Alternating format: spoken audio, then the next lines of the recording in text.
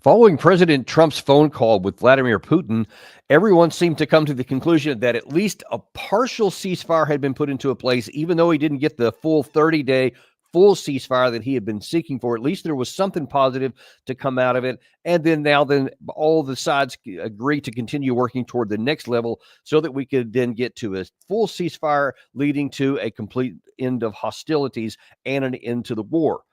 Or at least that's kind of the way it was projected. In the days since that time has come, even the days and hours, all of a sudden it's not so clear that the understandings of the United States side, of the Russian side, of the Ukraine side, and of the European side, everybody seems to have a different view. And we're going to try to figure out what that means for the prospects for peace, what it means for the war, with our favorite international relations theorist, John Mearsheimer, professor of political science at the University of Chicago, and just really kind of the guru of foreign policy in the United States. So first of all, welcome back to the show, Professor. It's a privilege to have you here. I'm glad to be here as always, Danny. And of course, this is going to be an easy one for you, especially like you, because it's so obvious that there's, how to solve this really thorny problem. So, but really, even before I get into some of these contradictions and some of the views that different people have out there, and really some of the roadblocks to getting this thing done at all, even a ceasefire, much less the end of the war. What was your thoughts coming out? Or actually, let me ask the question differently. Prior to Trump meeting with Putin, saying that he was going to try to get a 30-day full ceasefire, which he had agreed to with Zelensky a few days earlier in Saudi Arabia, what did you expect to come out, and how did that match up with what did come out? Well, I don't care much about all this talk of a ceasefire. It just doesn't matter very much. The Russians have made it unequivocally clear you're not going to get a meaningful ceasefire until all the pieces of a meaningful peace agreement are in place. The Russians would be crazy to agree to a ceasefire of any consequence at this point in time. And they have said that over and over. So we have all this discourse back and forth about ceasefire this and ceasefire that, but it just doesn't matter very much. What matters is whether or not Trump and Putin are moving towards agreement on the basic three Russian demands that have to underpin any meaningful peace agreement. And we have hardly any information on what kind of progress they have made with regard to these three Russian demands. So who knows where we are? Well, there's a lot of people that will chime up in that, and they want to give different versions of where they think we are. Let's start in France. France 24, one of their English language media sites, is saying, one of the bigger problems that, and this is going to be echoed by others also, and this is throughout the West really, but these are good examples of what the common thinking is of many in Europe, is that you can't trust Putin. So you can't trust the paper this is written on because he never keeps his word. Here's one actually about, first of all, the country of Georgia from 2008. When it comes to these ceasefires and international agreements, is there any reason to believe he's negotiating in good faith now? Once again, not to be glib, but no. Look, skeptics who look at Putin's record over the past quarter century say that the pattern is crystal clear. Ceasefires are not peace deals. They are stalling tactics. They are a record of buying time, weakening opponents, and extracting concessions. Look, you can make a list of 10 or 20. I chose 4 or 5. Georgia war. There was an EU-brokered ceasefire. What happened after it was signed? Russian forces continued to advance and occupy Georgia's breakaway territories of South Ossetia and Abkhazia. Putin essentially ignored the deal while claiming to do anything but. So there's going to be some factual issues here. First of all, this whole thing about what happened in 2008 is a little different than what he portrays here, especially with actions taken by Saakashvili. How do you view that?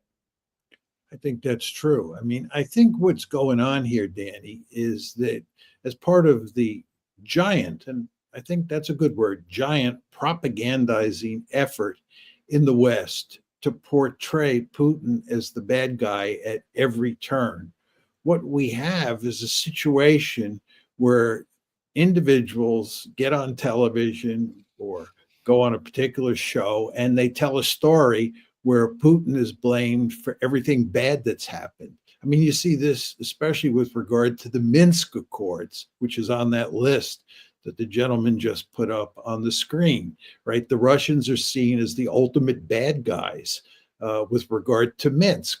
But I think if you look at what happened in the Minsk negotiations, it's very clear that it was the Ukrainians, the Germans, and the French who were duplicitous, not the Russians. And I think you can make a similar case with almost all of these other instances. But that's not the story you get in the West, because what the West wants to tell everybody is that Putin is the ultimate bad guy and he can't be trusted. But let's assume that's true. He can't be trusted. Well, let's assume all of this propaganda is true. He can't be trusted. So what are we going to do? We're not going to cut a deal with him. We're just going to continue the war that we're losing. More Ukrainians are going to get killed. They're going to lose more territory because we can't trust Putin. The problem here, Danny, is we have no cards to play. So in a very important way, we have no choice but to trust Putin. Yeah, I want to. You just mentioned the issue with the Minsk Accords, but I still want to show, because I want people to see how it's being portrayed by the West, because he went on to talk specifically about the Minsk Agreement. Now, this is really the mother of all violations. This is what the skeptics point to today with regard to the current talks. Minsk agreements, they were actually protocols, Oliver. There was Minsk 1, it's called, and Minsk 2, September of 2014, February 2015. What is it? It was to de-escalate in Donbass in eastern Ukraine.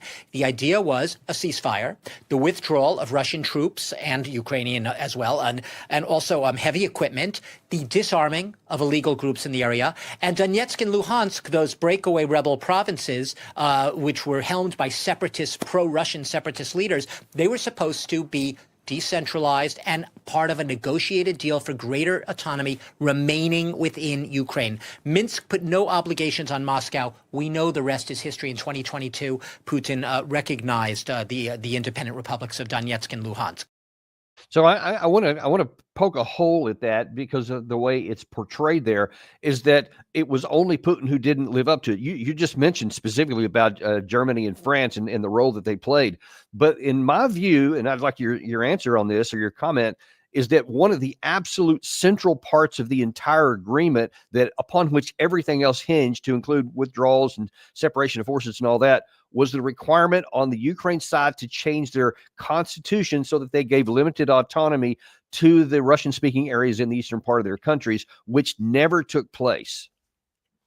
I agree with you 100%. That's exactly right. That is the key issue. And it was not an issue that the Russians could act on. It was an issue that only the Ukrainians obviously could act on. And they could never bring themselves to give the people in the Donbass limited autonomy, special status. And therefore, the Minsk Accords were doomed from the get-go. Furthermore, and this is of equal importance, there are 4 parties involved in the negotiations, the Minsk II negotiations: Ukraine, Russia, obviously, Germany, and France.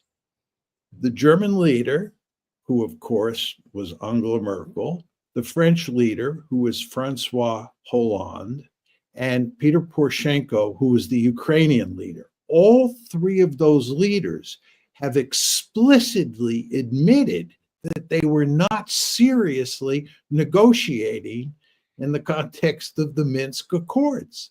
They have said that all they were doing was stalling for the purposes of helping Ukraine arm itself so that it could fight the Russians. In fact, Putin is livid about the fact that he was bamboozled by not just the Ukrainians, but by the French and the Germans. Putin was negotiating in good faith. And it was the other 3 parties who were not negotiating in good faith. And this is one of the principal reasons that the Russians today say they don't trust the West or the Ukrainians as far as they can throw the West or the Ukrainians. So it wasn't the Russians who were playing games here. It was the West and Ukraine. Well, yeah, I want to continue down the road of something you said a second ago, directly related to what you just said there, is that you have these emphatic statements by these guys. And of course, like I said, this is just symptomatic. This is a simple one. There's tons of others on both sides of the Atlantic. And the people listening to this, of course, they don't, at least not a lot of them, watch the deep dive shows like this. They'll just watch their news or the 3-minute sound bites they get off of a typical package. And that's all they hear. They don't hear the other stuff. So that leads them to say, yeah, let's don't do a deal with that guy. Let's just keep pushing back. Even though, as you pointed out a second ago, there's no cards to play here. We have no alternative other than for Russia to continue fighting until they win. So this seems to me, it is setting us up, our own selves, for real problems coming down the road. Yeah, well, you're not going to get an agreement. If you buy this line of argument that we have to be able to trust Putin and the Russians, and the historical record shows that they can't be trusted, and therefore we have to continue the war, we will continue the war. And of course, this is what most of the foreign policy elite in the West wants to do. They want to continue the war. Trump, of course, is an outlier here. And if you don't get a deal, the war will go on. And as you and I have talked about many times, where's this going to lead? It's going to lead to more Ukrainian deaths. It's going to lead to more Ukrainian territory lost to the Russians. And this is going to be an even bigger catastrophe over time than it already is now. So the bottom line here is you have no choice but to trust the Russians and to try to work out a deal that accommodates them as much as possible so that they have no incentive to invade Ukraine again once you get some sort of peace agreement or some sort of frozen conflict. It's just a reflection of the realities on the ground. Well, you say we have no choice, but it appears that we do have a choice, and we're choosing to ignore reality, which can only work to our disadvantage, and definitely the disadvantage of the Ukrainian people who will continue dying on a daily basis to cover over this fiction. But that's the part that puzzles me and frustrates me, is that there should be enough rational thinking people, even if they hate Russia, in the West, to recognize that there's an end game to this, that this can't just go on like this forever, and you can't wish your way to something good. I mean, I say that I think that they're intelligent, but yet I still keep seeing these things. How do you do that dichotomy between saying something that we allegedly know is not true and then seeing where this is likely to go from the Western perspective? Well, these people in the West who are advocating more war are deeply invested in this conflict. And if Ukraine loses and Russia wins, this is a devastating blow to their reputation. It's a stain on their reputation. They don't want to be seen as being responsible for the destruction of Ukraine. So their view is, if we can just continue on, maybe at some point in time the Russians will collapse or something will happen. And we will be able to reverse the tide in Ukraine. So it really is hope as a method. They just hope that what the rational objective says that this almost certainly will come out. Like they just hope that doesn't come to pass. Yeah, well, the evidence to support that, Danny, is that nobody tells a plausible story based on facts and logic as to how we stem the tide and then turn the tide against the Russians. You just can't tell that story with facts and logic at this point in time. All the facts and logic point to a Russian victory. And in my opinion, if the war goes on, the only interesting question is how much territory the Russians end up conquering. My view is that the best you can hope for is that the Russians only take those 4 oblasts in the east that they now basically control. They don't completely control them, but basically control, and the Donbass, and Crimea. That's what we should hope is the limit of Russian territorial expansion. But if you continue this war, I think the Russians are going to end up taking even more territory, which is going to be disastrous for Ukraine. And it's going to make the West even look worse than they're now going to look once we get some sort of peace settlement. Yeah, I remember on our show last year, you dropped a bombshell that you thought that it would end up being 8 provinces, not 4. And unfortunately, we seem to still be on that track. Well, I would say if I were playing Putin's hand, I'd want more territory. From Ukraine's point of view, I don't want to see the Russians take any more territory than those 4 oblasts plus Crimea. But the problem that the Russians face is they can't trust the West. They can't trust Ukraine, and they have to plan for a rainy day. They have to plan for the possibility that Ukraine and the West will come back after them in a couple of years, should you get a frozen conflict. And should that be the case, if you're the Russians, you want to control as much territory as possible. So they're very powerful strategic incentives for the Russians to take more territory. Yeah, couldn't agree with you more. One other area I want to talk about here before we shift gears into a couple of other issues related to this attempt, anyway, to get to a ceasefire and an end of war negotiations. And that was talked on British television today by Michael Clark on Sky News. And he brought up something that is, a lot of people haven't mentioned it lately, but they do periodically keep going back to it. And that is that the real seeds of this disaster are that Putin lied, not just in the Minsk Accords, but all the way back to the Budapest Memorandum. The biggest one of all, I suppose, was 1994, the Budapest Memorandum, which is when Ukraine gave up its nuclear weapons that it had inherited from the old Soviet Union, and Ukraine was the one country that could have used them. I mean, the other countries, Kazakhstan and Belarus, they couldn't really have done anything with the weapons that they inherited, but Ukraine had the expertise. They could have had their own nuclear force that would have worked if they'd chosen to, but they gave it up in 1994 in return for security guarantees from, guess who? Russia, America and Britain. And so the Russians drove a coach and horses through that in 2014 when they invaded and took Crimea. Britain and America just kind of pretended it had all gone away. We sort of pretended we'd forgotten that we'd given the security guarantees 20 years before. So, I mean, that was the big one. So let's, there's a lot of things to pick out in there. Let's start with this first one. Did the Budapest Memorandum actually provide for security guarantees that the United States and Great Britain would go to war against Russia if they were violated? No, we explicitly did not give them security guarantees. Unsurprisingly, the Ukrainians wanted security guarantees then, just as they want security guarantees now.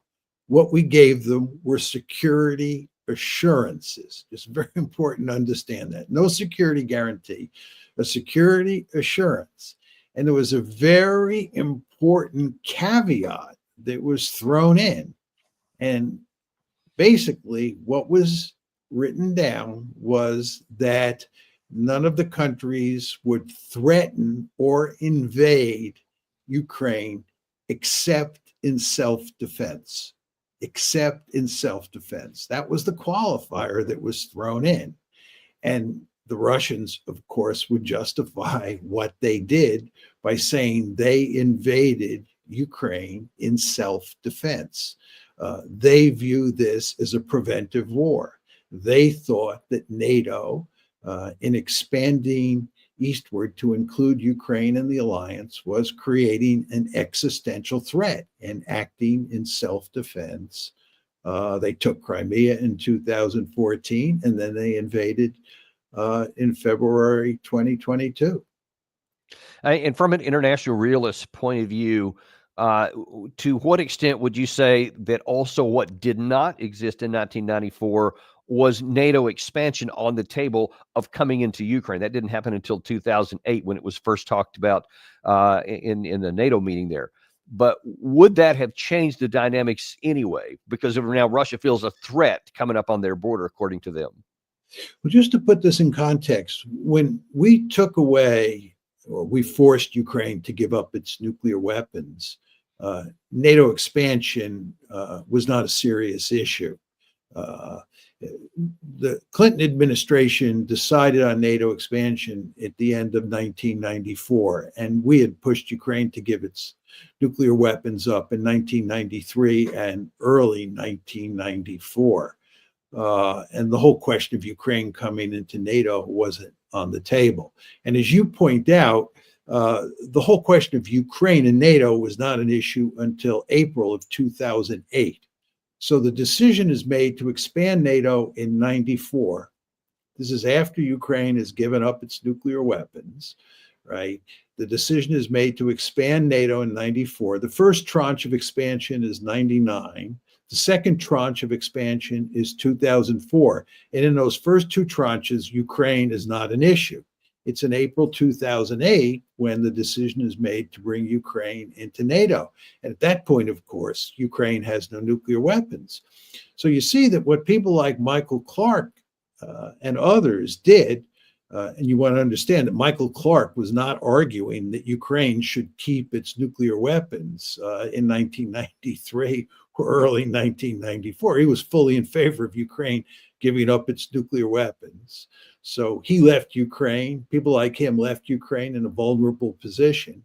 And then people like him who were enthusiastic about NATO expansion pushed Ukraine to seriously countenance joining the alliance. And this was a prescription for disaster because the Russians made it clear that this was not going to happen and that they would destroy Ukraine before they would let it come into the alliance. So people like Michael Clark over time have played a key role in the destruction of Ukraine. And it's quite amazing to me to listen to them talk now as if, you know, they were advocating the right thing in 1993, 94, and that their decision to bring Ukraine into NATO was a wise decision. Nothing could be further from the truth.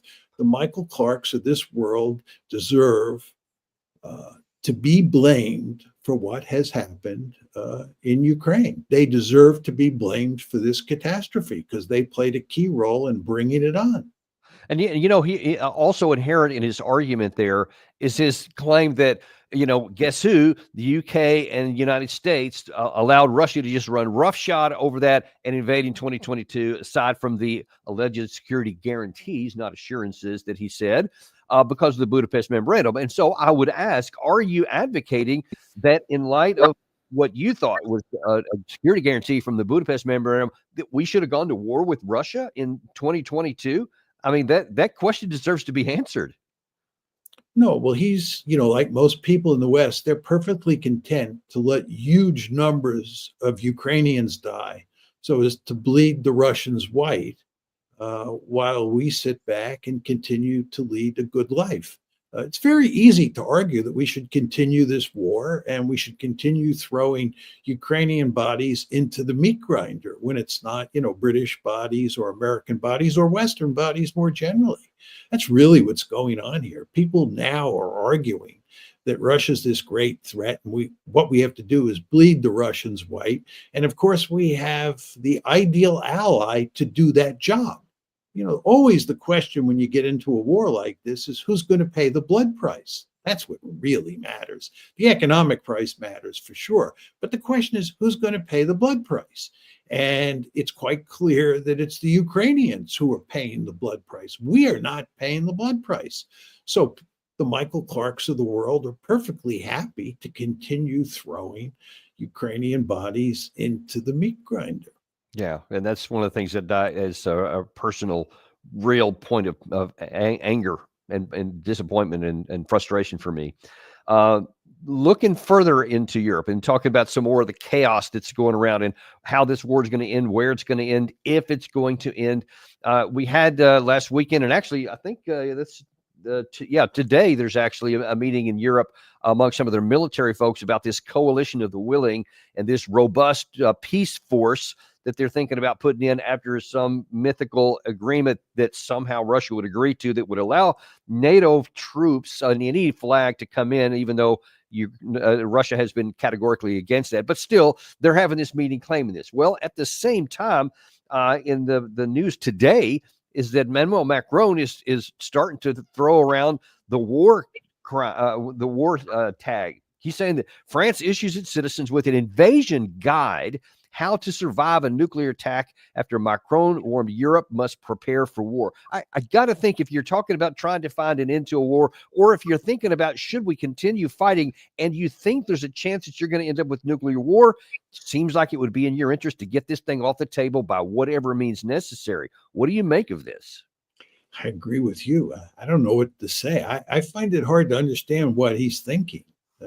Both he and Keith Starmer appear to me to be living on another planet where facts and logic don't matter. I just kind of don't understand what they're doing. A coalition of the willing that's led by France and Britain. This is just going to go nowhere. I mean, first of all, as you said, the Russians are not going to let these people in as peacekeepers. But even if they did, they don't have the capability to do much of anything. There's not much military power there. I mean, they're pretending, the British and the French are pretending that they can give security guarantees to Ukraine, that they can come to the defense of Ukraine. This is not a serious argument. Zelensky has made the point very clearly. There's only one country on the planet that can give Ukraine meaningful security guarantees, and that country is the United States of America. And we have made it clear we're not going to give them a security guarantee. And the idea that the French and the British are, and that they're going to take up the slack as we begin to slither away from Europe, I wouldn't bet a lot of money on that. Right. Yeah. It's not a good place to invest your cash if you're looking to get a good investment return. You mentioned earlier in this show that really what's on the table right now is a recognition of reality and only losing the 4 oblasts that have already been annexed by the Russian Federation into their territory. Crimea, of course, will stay on the Russian side. Or you can ignore reality and keep going. There is some news out of the Institute for the Study of War earlier today that gives plausibility to that and actually quantifies it a little bit based on some comments coming out of Russia. Thanks, Gary. This was today in the Institute for the Study of War, published this morning about yesterday's update. It says the Kremlin continues to demand that Ukraine cede Ukrainian territory that Russia does not currently occupy and set conditions to make further territorial demands.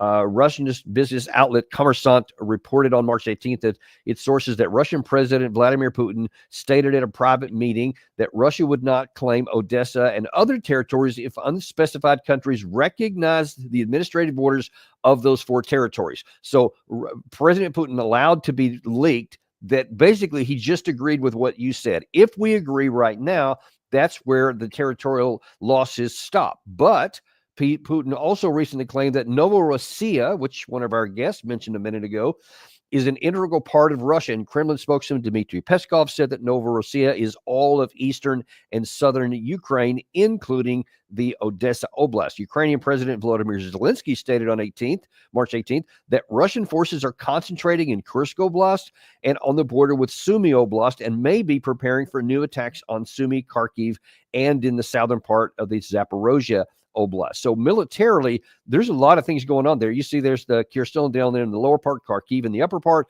and Sumy kind of in the center of the top. There are Russian large-scale formations that appear to be poised where they could actually launch into Ukraine and to take even more territory. And one wonders if this is a signal from Moscow that we can either do it the easy way or we can do it the hard way. But one of these two things is going to come about. How do you see that? I agree. I think we, and especially the Ukrainians, have a deep-seated interest in getting an agreement in place now and making sure that the Russians don't physically control oblasts like Odessa and Kharkiv. I mean, it's just in Ukraine's interests. And the idea that they're going to be able to prevent that from happening and, in fact, roll back the Russian gains of the past few years is delusional. It's not going to happen. If anything, the Russians are on the march. Yes, they're moving slowly, but it is a steamroller, and they're likely to pick up speed moving forward. It's imperative from Ukraine's point of view, in my humble opinion, to stop this now and to cut a deal, given the 4 oblasts and Crimea are lost, but nothing else is lost. If you go on here, you're going to lose more territory. Once the Russians capture territory, it's going to be very difficult to dislodge them. And the reason is that there are powerful incentives for the Russians to keep more territory than they now have, because they have to plan for a rainy day. They have to worry about the possibility, right, that Ukraine and the West will come back after them.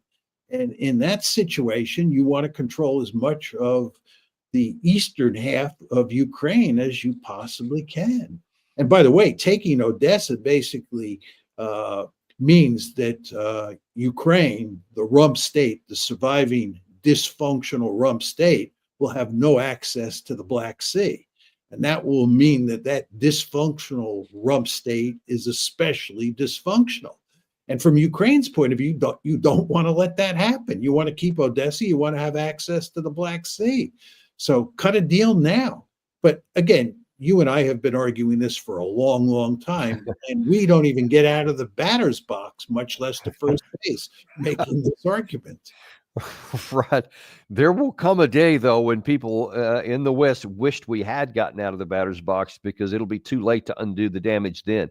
One of the other things that's keeping ideas like yours in mind, maybe even in the dugout, maybe not even so much at the plate, is the other portion of this. We talked about the Russian side, the U.S. side, and the European side. Well, there's also the Ukrainian side. And after Trump has said that he wants 1 to 30-day ceasefire, total ceasefire, and then at least got sort of the agreement on a limited air ceasefire in terms of hitting energy infrastructure. There's some question about whether either side has abided by that since that agreement was made. But then you had this from Zelensky earlier today, where he seems to imply actually nothing's been agreed to yet. Тут я сказав президенту Трампу, що цивільна інфраструктура дуже всеосяжне таке поняття, і ми домовилися, що ми з нашого боку зробимо все, щоб підготувати список об'єктів, які ми вважаємо там пріоритетними, і що ми вважаємо цивільною інфраструктурою. Ми підготуємо, і тут може бути і також різна інфраструктура, і інфраструктурні речі, як залізниця, а також ми будемо говорити про портову інфраструктуру. Я не знаю, що підтвердять партнери, але ми підготуємось до цієї зустрічі в Саудівській Аравії. Now, overnight, the Ukraine side had a very successful drone strike on Ingalls Air Force Base in the Saratov Oblast. I think it was about 700 kilometers away from the front line, where a lot of Russian aircraft take off from, where they drop these glide bombs and several other things. And so it sounds like Ukraine doesn't want to give up the ability to do that, to hit that. Now, that wasn't part of, that's some of them right there. It was apparently quite a sizable hit of some sort. So they don't want to get that. But you see that Zelensky's saying, well, maybe it'll include this, maybe it won't include that, but we'll talk about that in Saudi Arabia in the next meeting. So that seems to kind of drag it out too, because he seems maybe even more than the Europeans not to want to let this go. And I would ask the question, is he just delusional and so totally disconnected from reality that he somehow thinks dragging this out will work out well? But I guess it really kind of answers its own question. How do you see it? Well, there are two issues here. In terms of just dragging the war out, not reaching some sort of agreement now, he is delusional, as we have discussed. But with regard to this ceasefire, I think that this is what's going on, Danny. When Trump talked to Putin, what was on the table from Trump's perspective, as I understand it, was a general ceasefire. You remember that both the Ukrainians and the Trump administration had agreed to a ceasefire, a general ceasefire. And that's what Trump proposed to Putin. Putin said he wasn't interested in a general ceasefire. What he wanted was a ceasefire that involved attacks on infrastructure. Now, a lot of people believe that Putin put that forward because the Ukrainians at this point in time have an upper hand when it comes to attacking infrastructure. The Russians have pretty much destroyed all the infrastructure they can, and there are a lot of fat targets in Russia that the Ukrainians are getting pretty good at hitting. So it's not in Ukraine's interest in this story to agree to a ceasefire that involves just infrastructure. So that's why you see Zelensky has little interest in this ceasefire proposal that Putin put forward and that Trump accepted. And this is why he's juking and jiving and continuing to attack infrastructure as much as he can and delaying a final decision on when there's going to be a ceasefire involving infrastructure. Now, some of the Russian experts I've been conferring with here of late suggest that their expectations of the Russian side will be that they're not going to be in any hurry for anything. They're just going to continue going on with these slow and methodical but lethal strikes that they've been doing, the advancing on the ground. Putin said a couple of days ago that he wants Gerasimov, their general, to carve out a security buffer on the north in the Sumy area, which seems to line up with what Zelensky says he sees forming on the northern part of his border, and of course all in the western part, or the eastern front, where they're going to the west. So the question is, do you see Russia just saying, I'm content to let you guys drag this out because I'm just going to keep on going until I get what I want? Or might his patience come to an end, and might they actually launch a large-scale offensive, which they really haven't done since 2022? Again, Danny, I think you're focusing too much on the ceasefire, which is not meaningful. The Russians are not interested in a meaningful ceasefire. The Russians are interested in a meaningful peace agreement. And until the West and Ukraine are prepared to accept Russia's key terms and move towards a peace agreement, a genuine peace agreement, there's going to be no meaningful ceasefire. So there's no meaningful ceasefire on the table. Now, actually, in that report, there was, I guess it was before Trump and the U.S. and the Ukraine side agreed to seek a 30-day full-on ceasefire. We had shown here where Sergei Lavrov, maybe 2 weeks before that, just categorically said there won't be any ceasefire. We're just going to we want really what you just said there. We want a complete and total end of war decision, and then we'll stop fighting, but not until that time. So now Putin has gone back and said, well, I'll consider it. But do you think that that's just gamesmanship and that that original statement is still where they are? What Lavrov said is the Russian position to include Putin. They have said this over and over.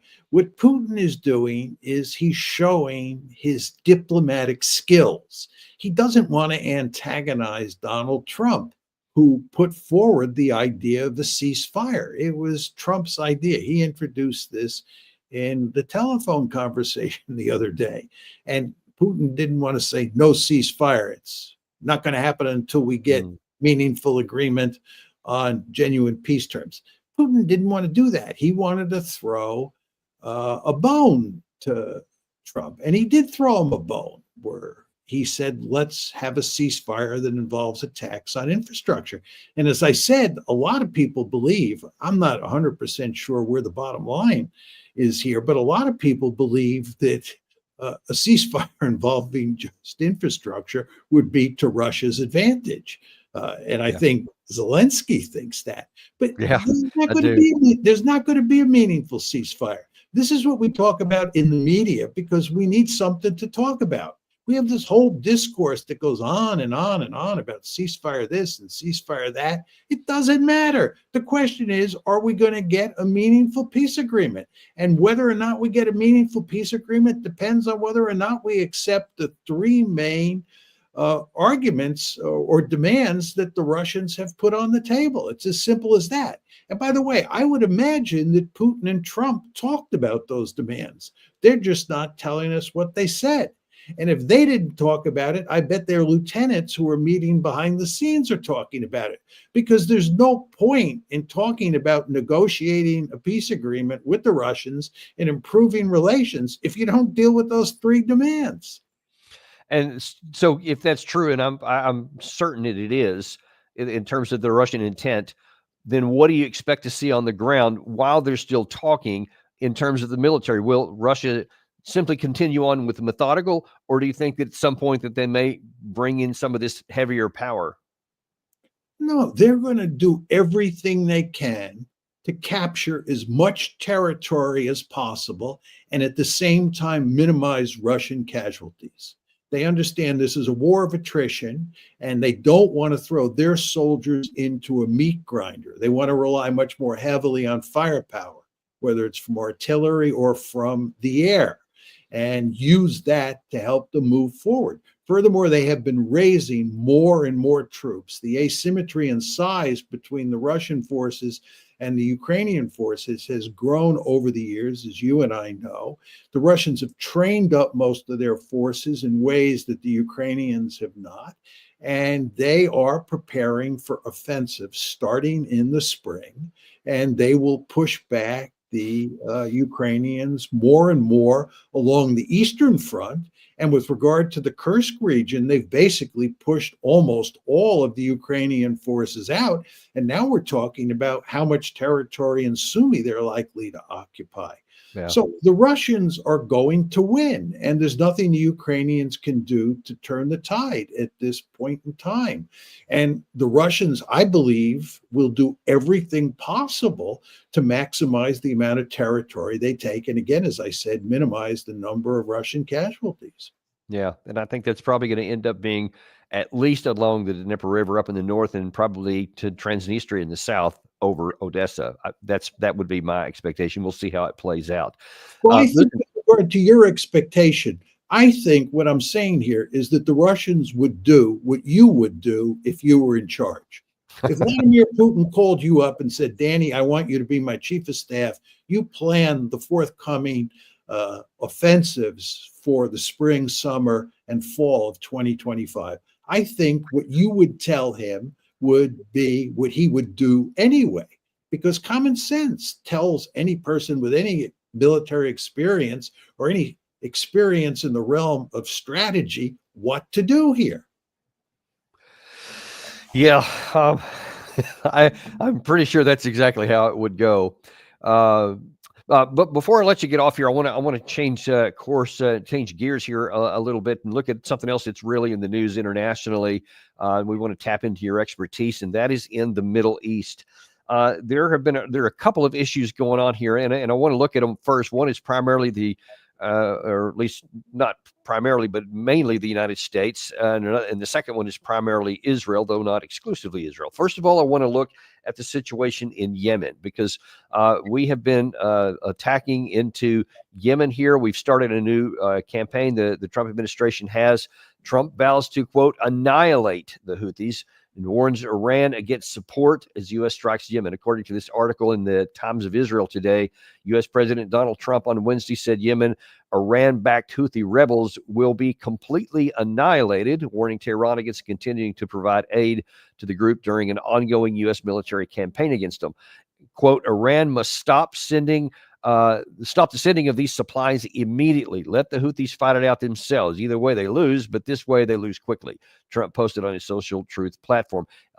Trump has said a number of things here lately, specifically on the Houthis, but every time he seems to mention the and as does Secretary of State Rubio and some others, focused on the Iran connection, giving some people the concern that this may be laying the groundwork for a joint U.S.-Israeli attack on Iran. How do you see this?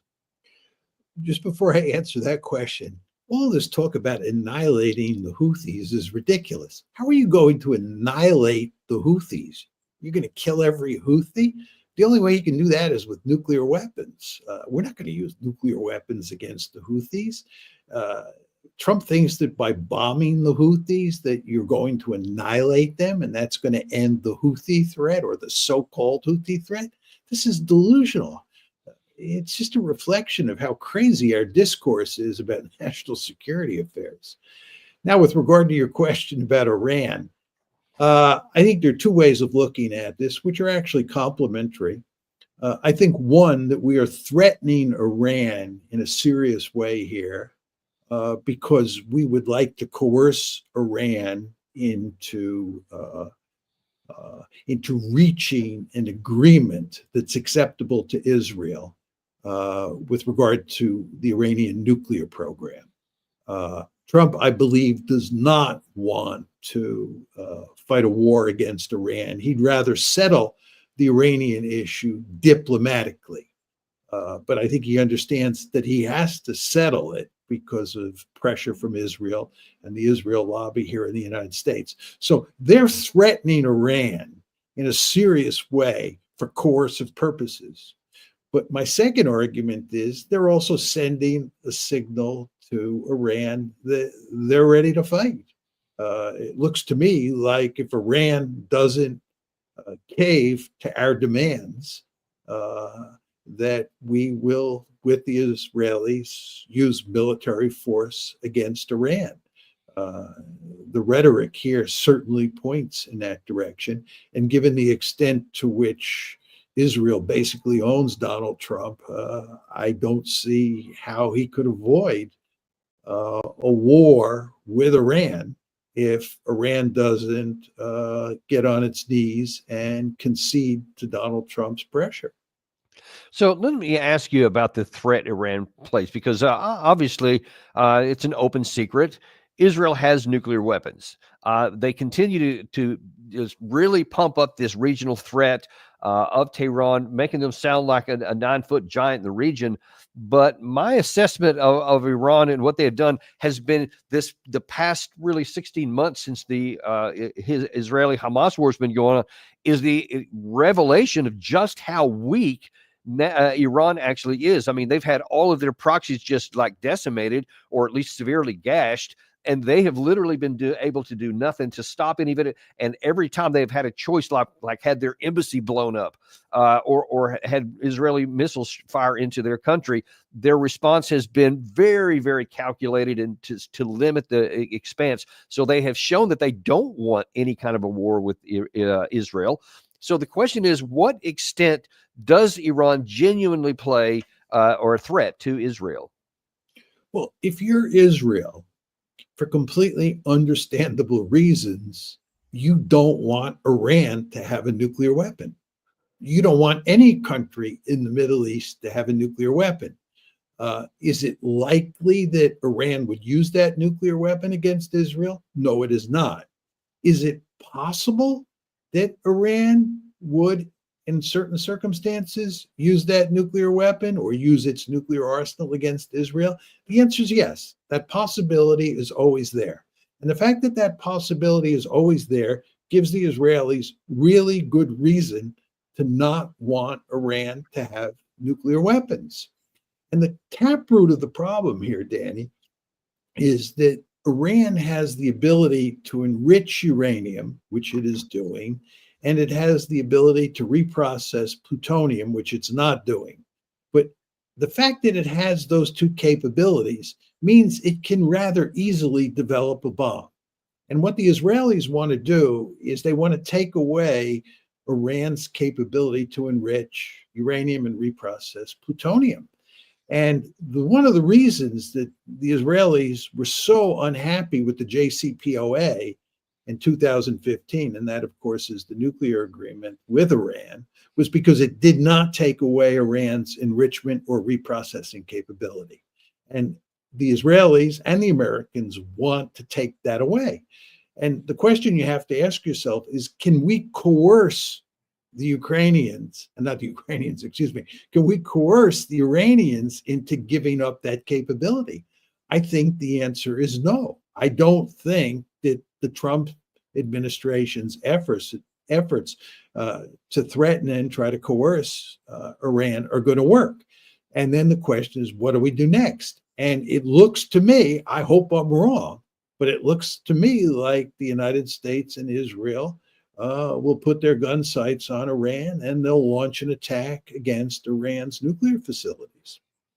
I want to show you something that Trump said regarding Iran earlier this month that might be kind of illustrative. You know, we're down to final strokes with Iran. That's going to be an interesting time. And we'll see what happens. But we're down to the final moments. We're at final moments. You can't let them have a nuclear weapon. It's an interesting time in the history of the world. But we have a situation with Iran that something's going to happen very soon. Very, very soon. You'll be talking about that pretty soon, I guess. And hopefully we can have a peace deal. You know, I'm not speaking out of strength or weakness. I'm just saying I'd rather see a peace deal than the other. But the other will solve the problem. Will the other solve the problem, though? Yeah, because let me ask you from the international realist hat, putting back on here, and not even just as an American, but just as someone who's an expert at diplomacy. Is there a better way to get Iran to decide on their own not to go to a nuclear weapons program? Well, the best way, this is not to say it definitely would work, but the best way to get Iran not to develop nuclear weapons is to remove the threat. It's for Israel and the United States to stop threatening Iran. The more you threaten Iran, the greater its incentive to acquire nuclear weapons. That makes perfect sense.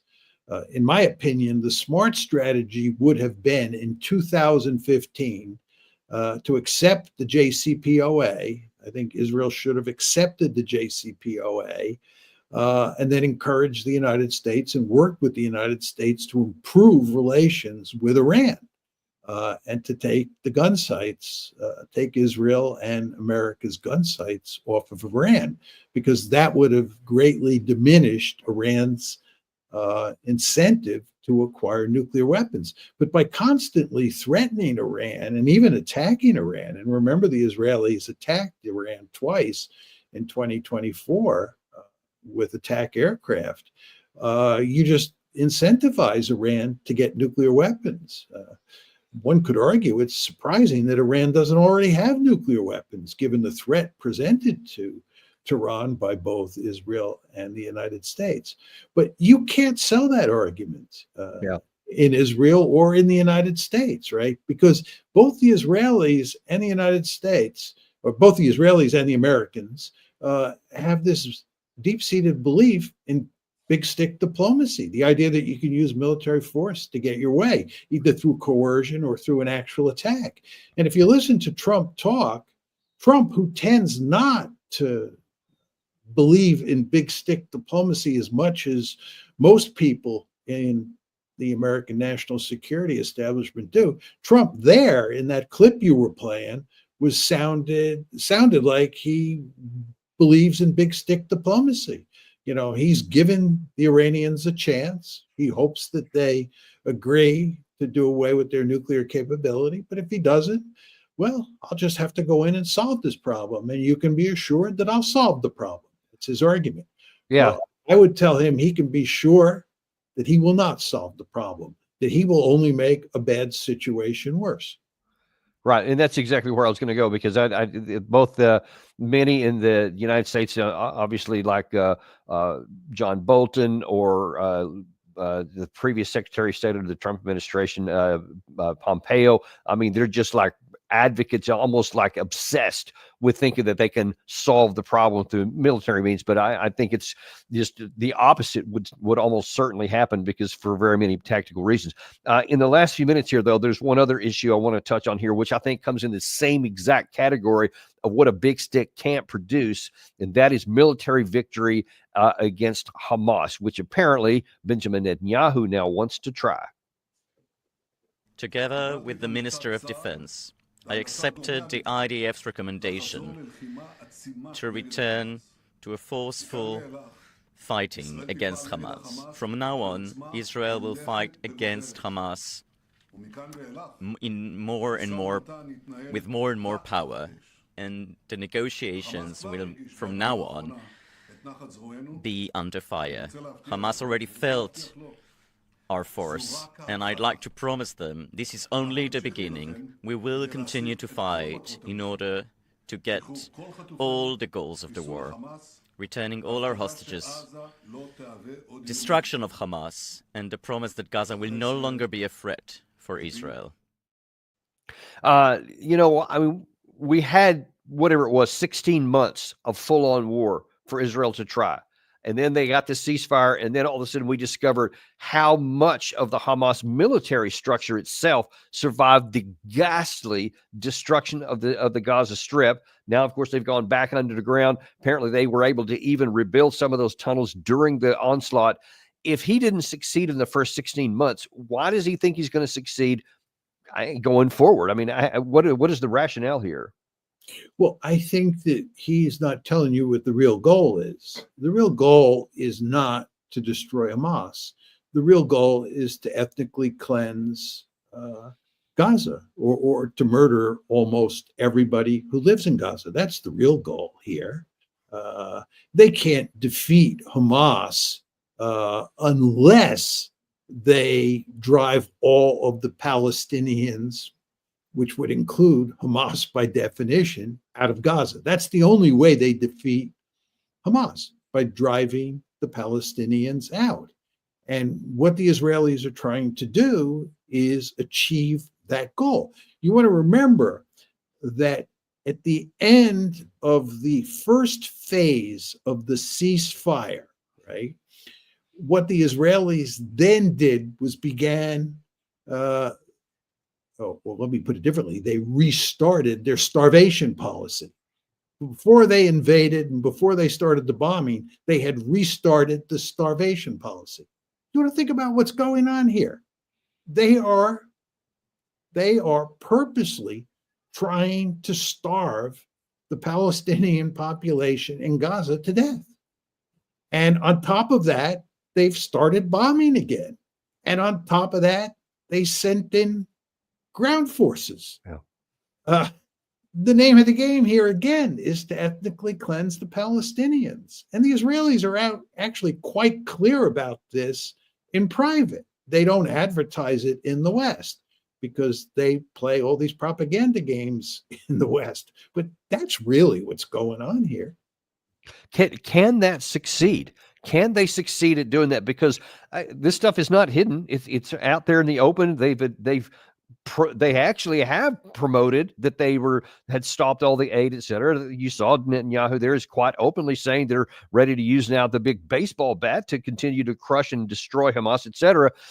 But I mean, you don't see any action anywhere else to anybody to stop them. So it seems to me that unless someone compels them to stop, they're going to continue on. So the question is there any force or pressure or anything else that would prevent them from trying to accomplish that goal? I hate to say this, but I don't see any. I don't see any checking mechanism here. You want to remember that for probably about 15 months, they were executing a genocide in Gaza, a genocide. This is a case where you have an apartheid state, and Israel is an apartheid state, executing a genocide. And what did the United States of America do? It was complicit in that genocide under Joe Biden and now under Donald Trump. So this tells you that if the Israelis killed or murdered even more Palestinians, substantially more Palestinians, and used military force to drive them out of Gaza, the Americans would probably support them. Certainly, it looks like the precedents tell you that would be the case. I want to believe in my heart of hearts that that wouldn't be the case, that we have enough collective decency that we would tell the Israelis that they can't murder all the Palestinians in Gaza. But when I look at our behavior up to now, I'm not confident that that would be the case. And real quick, in just the last few minutes we have here, what about Turkey, Jordan, or Egypt, Saudi Arabia, Qatar, collectively or individually? Might any of those take any actions if that starts to happen? Hard to see what they can do. They don't have the military capability to challenge Israel. And furthermore, the United States has huge coercive leverage over a lot of those countries, especially Jordan and Egypt, because they're economically dependent on us.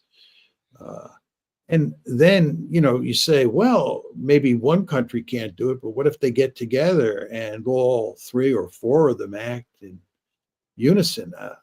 I just don't see that happening. The collective action problems are too great. I mean, maybe it's possible that the Saudis and the Gulf states would say enough is enough, and they'd put an oil embargo on the West. I don't think that's likely either. I mean, I think that Benjamin Netanyahu basically understands that he has carte blanche here and that he can do almost anything he wants to the Palestinians. Genocide is a problem. Well, yeah, I guess, I mean, so far that's been the case. I guess we'll see how this is going to go. I just can't see this ending well for any party, Israel, certainly the regimes or the United States, and definitely not for the Palestinian people. It's just hard for me to see how this ends well for anyone. I can't. And final question is, do you see, and take the morality out of it for a moment, is there any military path to where Israel can have peace and contentment in the Middle East if they move on that path right there? Well, one could argue that if they're successful at driving almost all of the Palestinians out of Greater Israel, they solve the apartheid problem.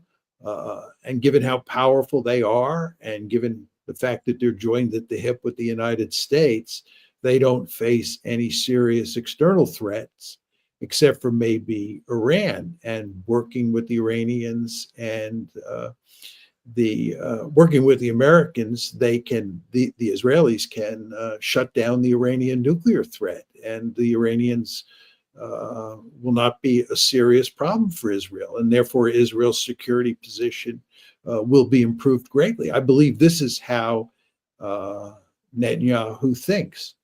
Do I think it's going to work out this way? No, I don't. I think that it's going to be a failure, and I think as time goes by, Israel is going to find itself in deeper trouble than it already is in. Yeah, that's the way I suspect it's going to work out too, which is why I'm so opposed to this course of action, because I just think that the chances of it working out well are incredibly small. And even if it did, if it came at the expense of hundreds of thousands or possibly even millions of other people, it's not worth it anyway. But we'll have to leave it there for right now. But as always, we really thank you for coming on and giving us your great insights onto this. And we really appreciate it. My pleasure, Danny. Thank you for having me. And always appreciate you guys. Be sure and like and subscribe if you haven't on the way out. And we will look forward to seeing you on the next episode of Daniel Davis Deep Dive.